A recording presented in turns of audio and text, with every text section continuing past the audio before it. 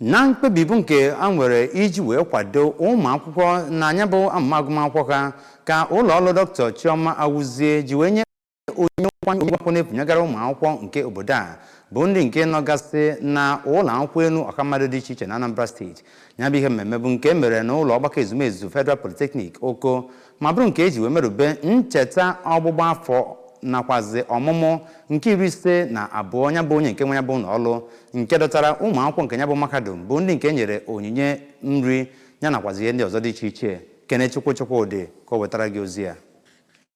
Agụmakwụkwọ ahụ n'efu bụ nke ego ya ruru 150,000 yana 200,000 nke ụmụ akwụkwọ litele elele ya bụ ndị si ụlọ akwụkwọ dị iche iche nke dị na Anambra, ndị gụnyere mahadum Polytechnic Oko, mahadum Unizik Ọka yana mahadum Chukwuemeka Odumegwu Ojukwu University Igbariam na Nwafọ Rizu College of Education Nsugbe. Onye guzobere foundation ahụ bụ dọkịnta Chioma Awuzie kwusiri ike na kamgbe ha bidoro na ahọ 2019 ha na-agbazi mbọ ike ịhụ na ha nyere aka n'ebe ndu enwere ka ọra ha nọ ịgụ akwụkwọ n'efu, iwetara ha ezigbo arụike yanakwa inwe mmekọrịta inye nkwado nyegara obodo. Onye bụ onye isi oche na oge mmemme ahụ bụkwara onye bụ Dean Faculty of Postgraduate Studies mahadum Chukwuemeka Odumegwu Ojukwu University Igbariam ọkammụta Moses Chendo kwuru na onyinye ngalaba ahụ